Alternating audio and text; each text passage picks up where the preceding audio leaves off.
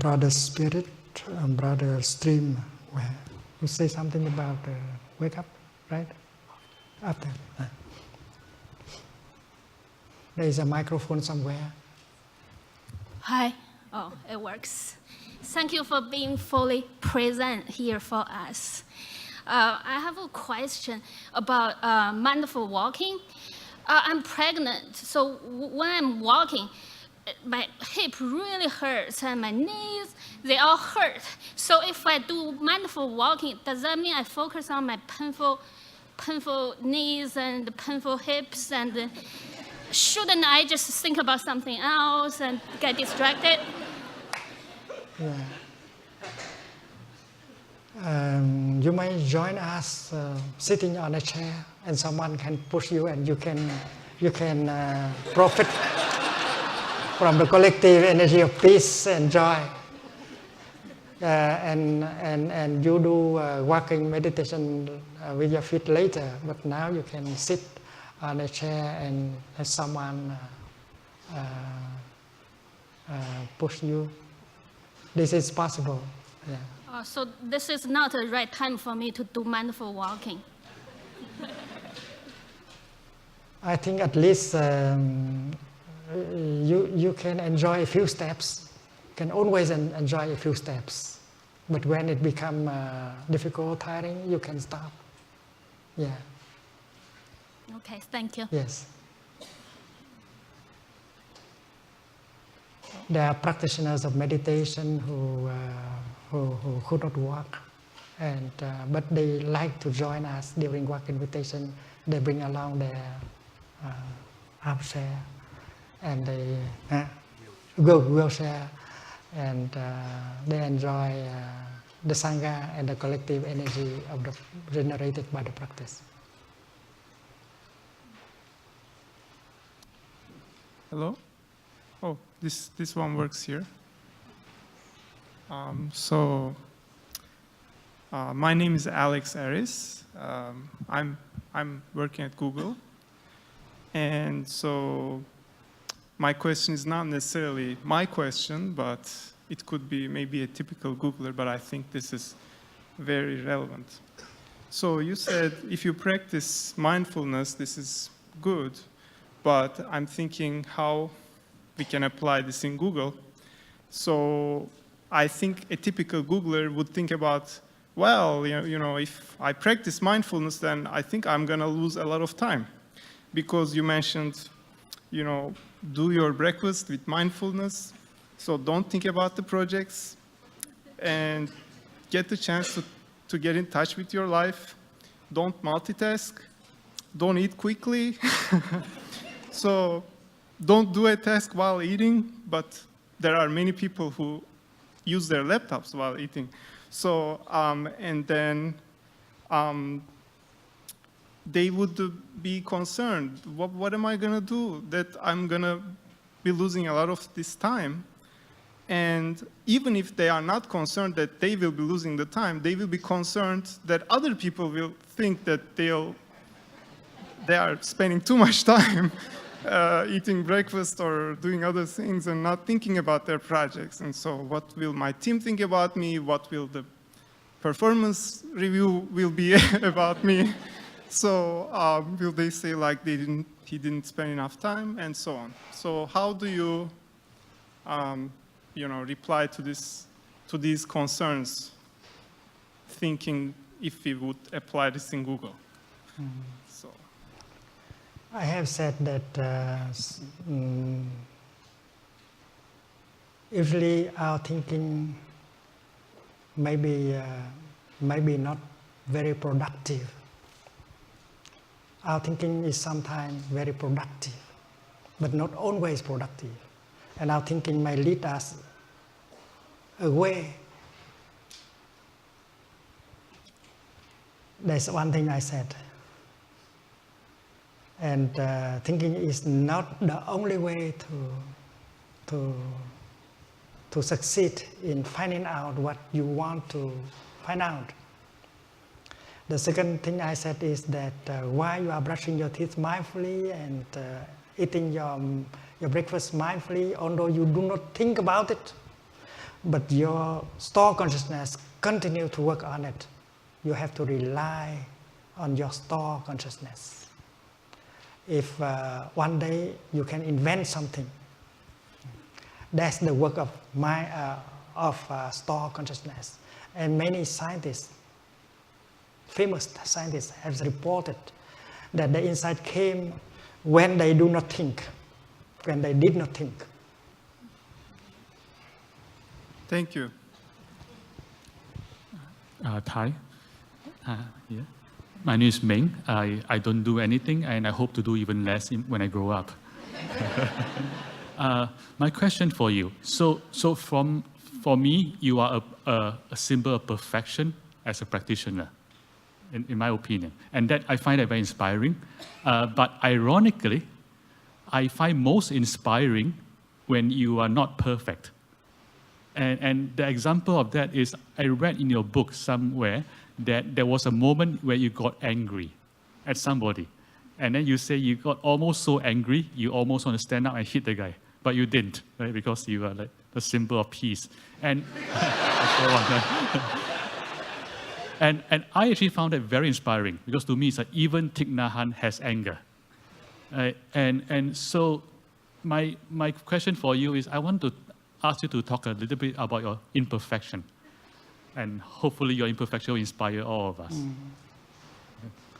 This is a very important question. The problem of happiness and suffering, the problem of perfection and non-perfection is the same.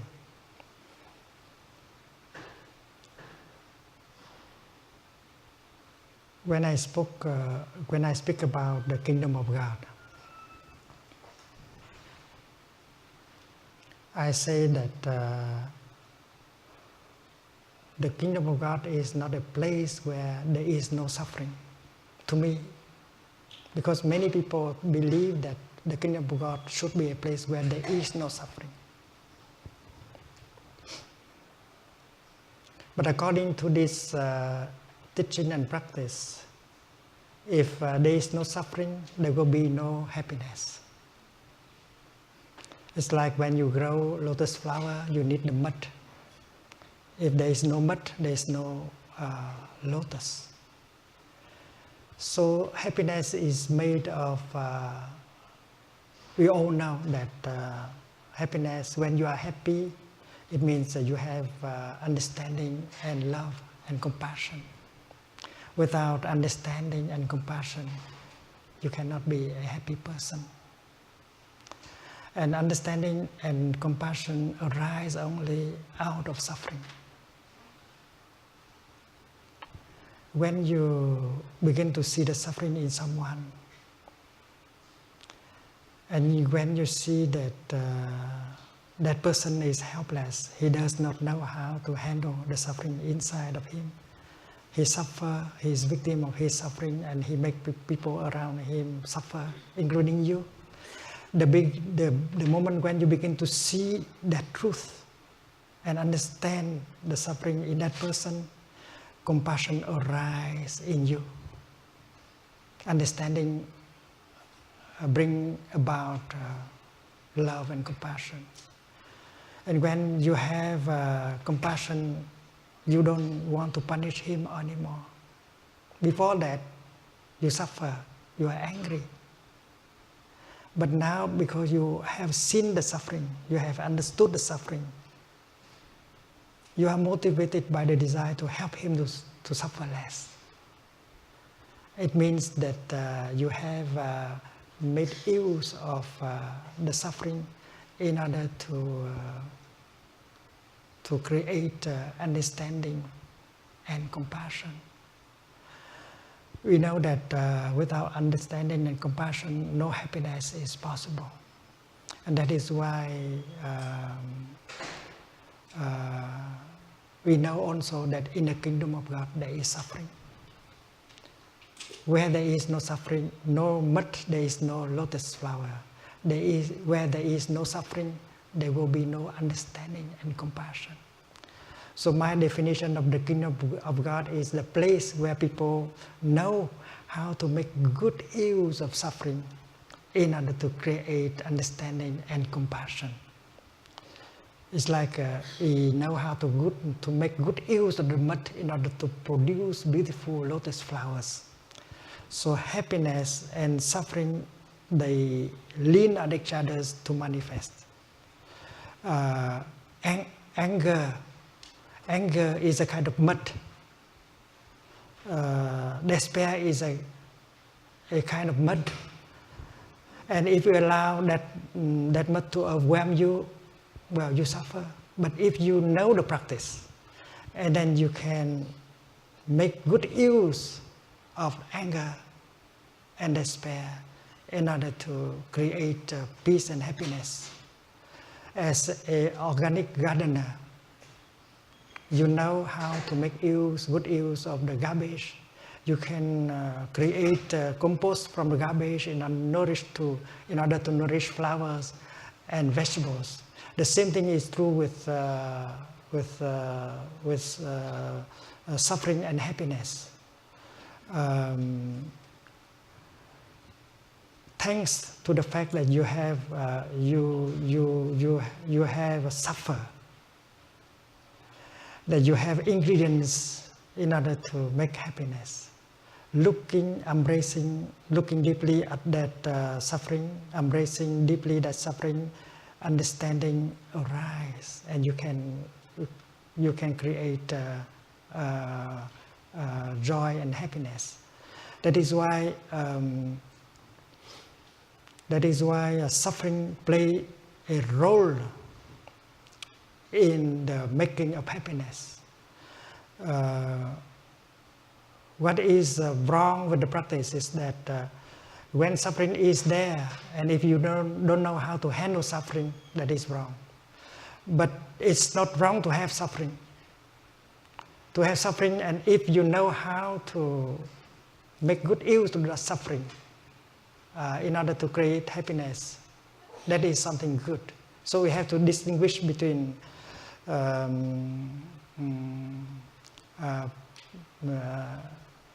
good practice and bad practice. If it is normal that a human being has craving, has anger, has frustration, worries. But if that human being knows the practice of mindfulness, he or she will be able to make good use of that and transform it into something else like peace and understanding. So without suffering, without having anger and sadness and despair, how could you create peace, happiness, and non-fear? So it's like the left and the right. If the left is not there, the right cannot be there. And if politically you are on the left, you should not try to make the right disappear, because if the right disappear, you disappear at the same time. So we should have that non-dualistic way of looking at things. It is because you have anger, you have despair, you have suffering, that you have a chance to transform them into something better, peace, happiness, and love.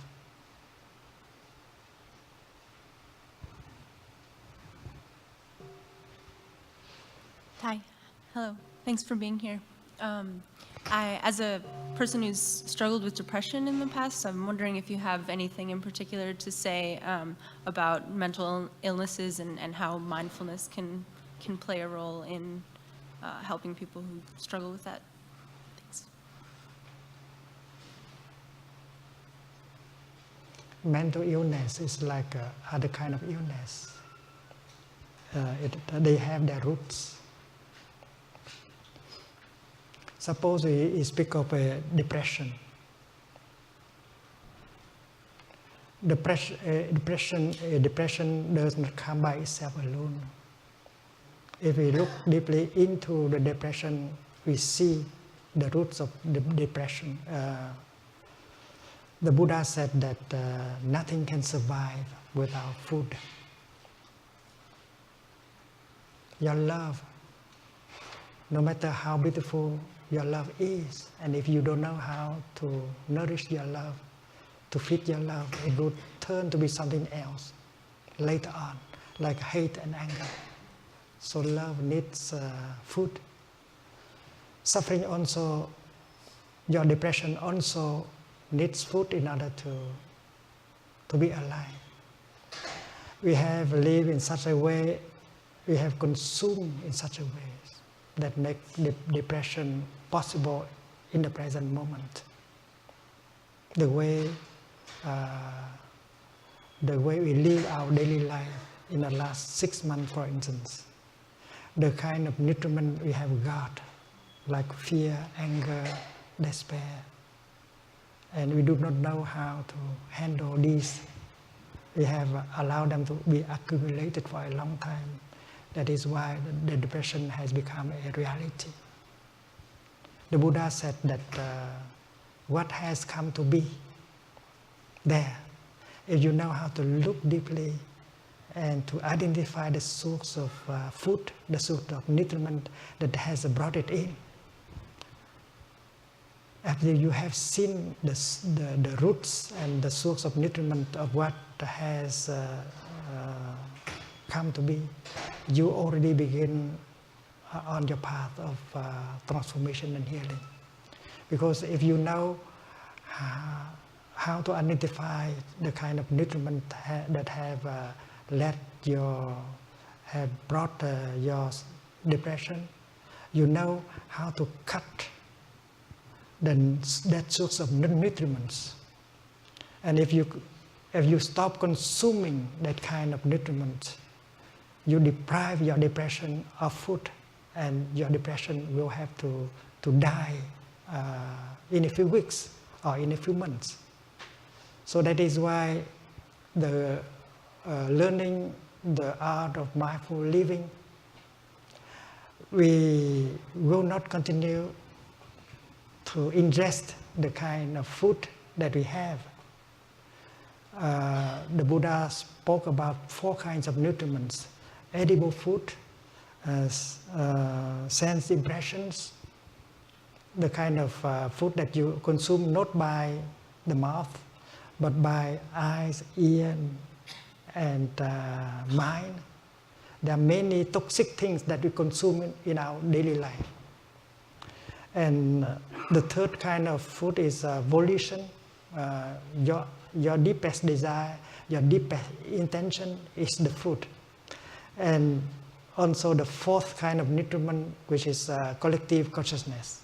If you live in a place where there is a collective energy of fear, anger, craving, hate, you consume. That is why refraining from consuming nutriments that are toxic, you deprive your depression of food, and your depression will have to die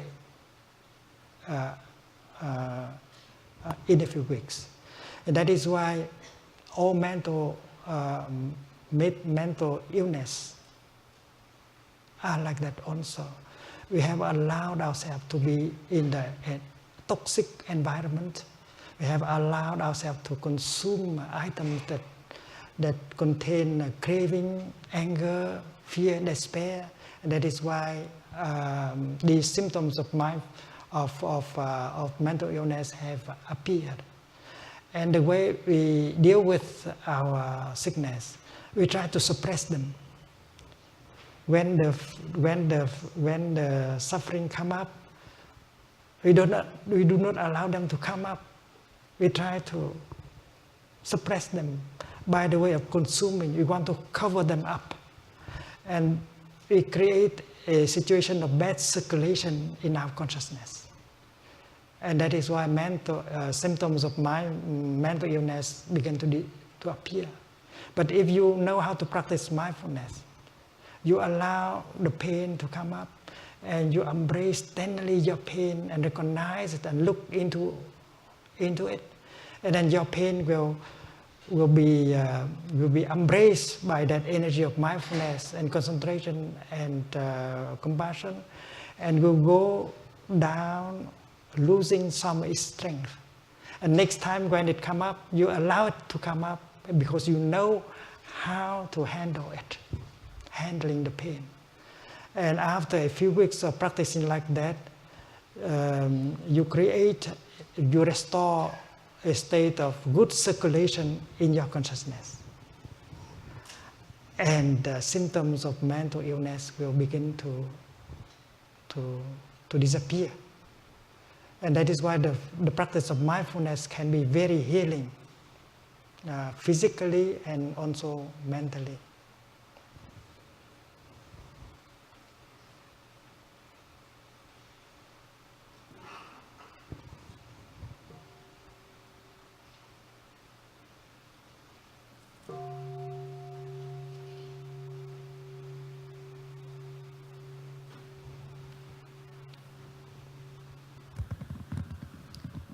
Thank you so much for coming and reminding us how easy it can be to be happy and peaceful and loving. My question follows on something that you said early on regarding meditation as a combination of mindfulness, concentration, and then insight that arises. My question is about the insight. Having achieved an insight through meditation, does one expend effort to act on that insight, or does one simply hold the insight in mind and allow this natural circulation that you speak of to transform the mind?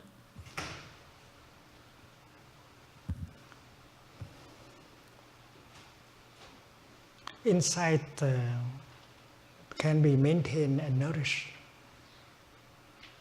Like insight can come just in the present moment, like in the exercise of mindful breathing in, I feel alive. So you touch the insight that you are alive, and to be alive is a miracle.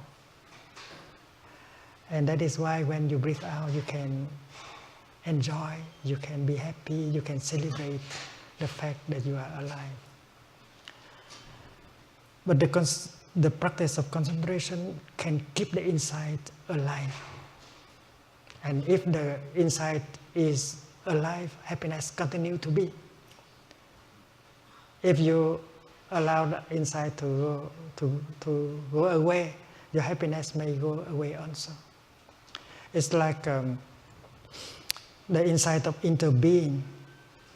A father looking deeply into his son, see that he is fully present in every cell of his son.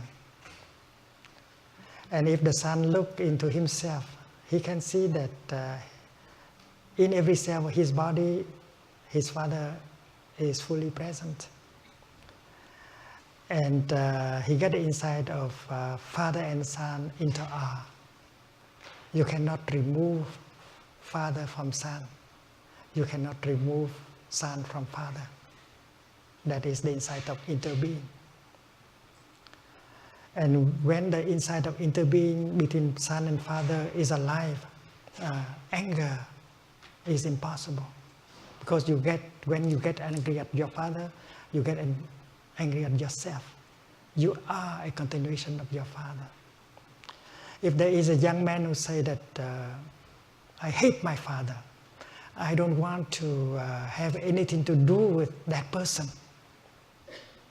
it means that that young man does not have the insight of interbeing. He does not know that his father is in him, and it is impossible to remove his father from him. If he's removed the father from him, he is no longer there. And if that insight is in him, he knows that he has to reconcile with his father in him. Because to say that I do not want to have anything to do with that person is nonsense, because you are his continuation. You are him. How can you say that you do not have anything to do with him? To say that means you do not have the insight of interbeing. And the insight of interbeing not only liberate you from suffering, but it show you the way to behave in order for harmony, for love, for happiness to be possible.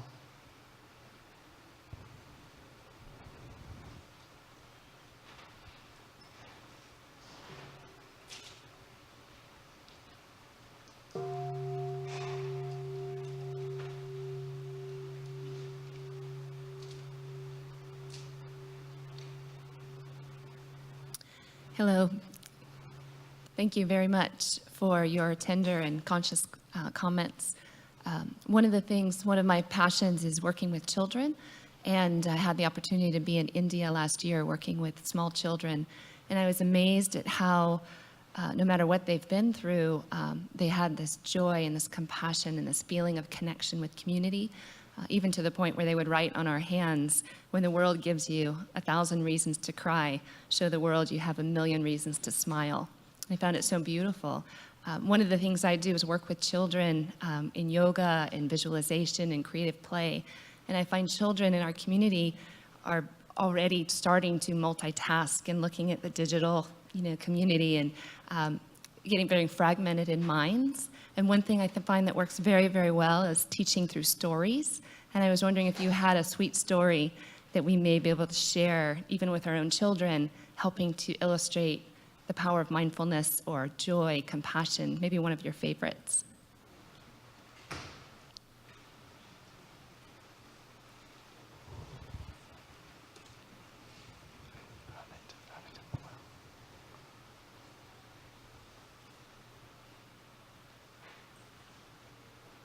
When I was small, I saw the drawing of a Buddha on the cover of a Buddhist magazine. The Buddha was sitting on the grass, very peaceful, very happy.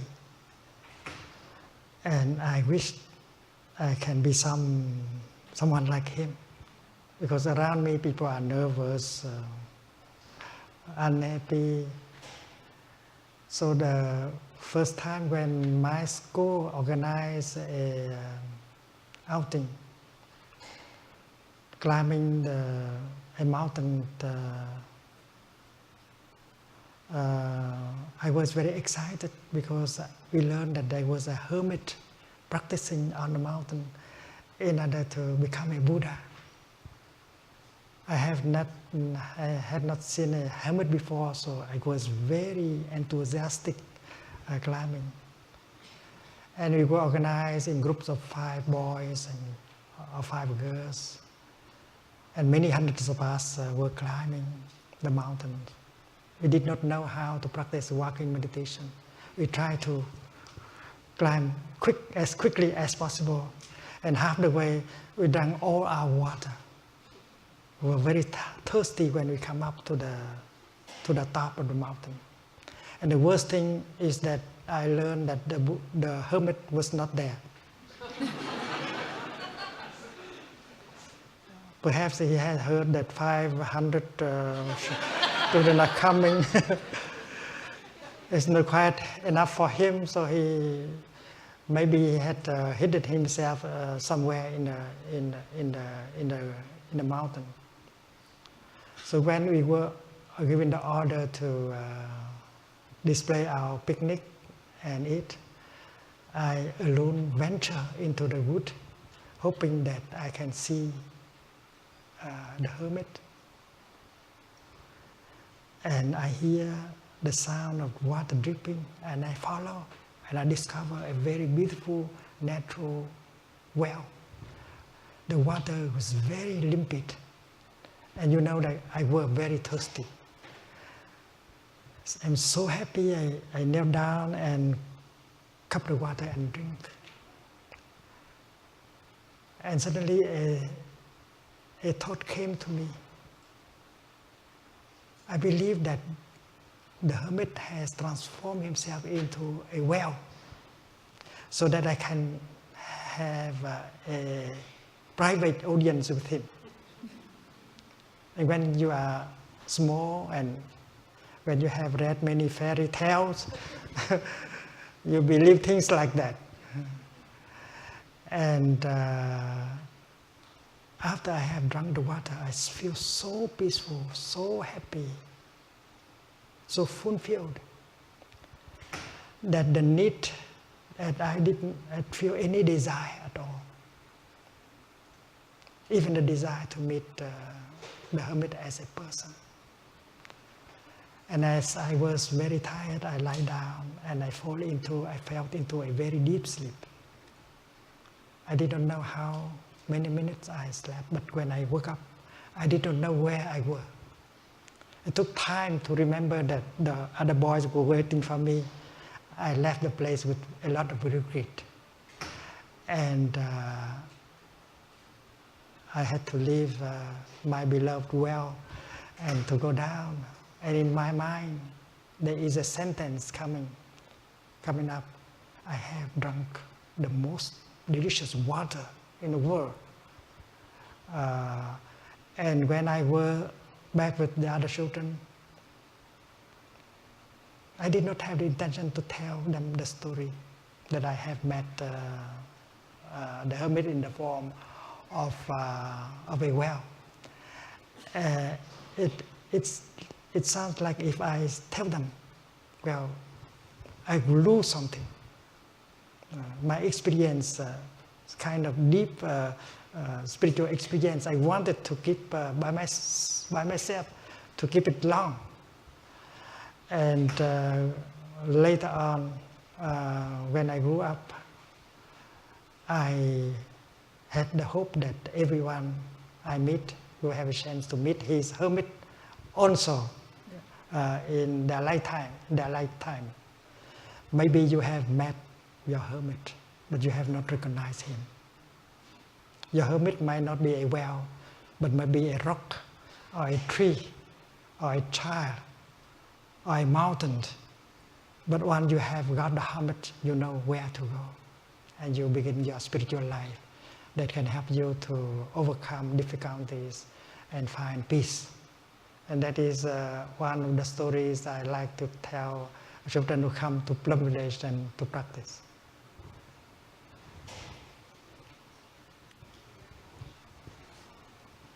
Thank you very much.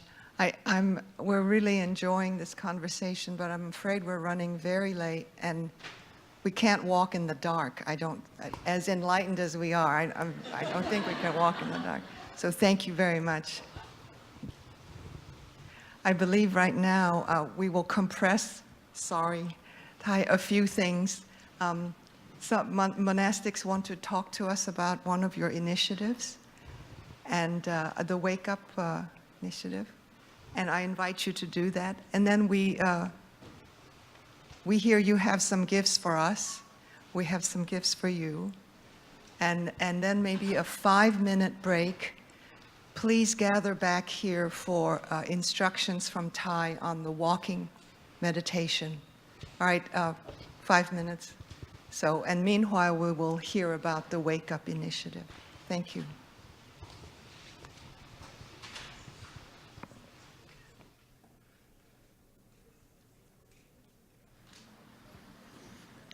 Dear friends, thank you for your patience and thank you for your enthusiasm and your smiles. It's really wonderful to sit and look at a sea of glowing faces.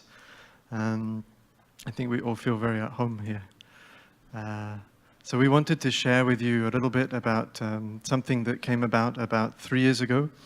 Our teacher asked us to find ways to share the practice with young people, knowing that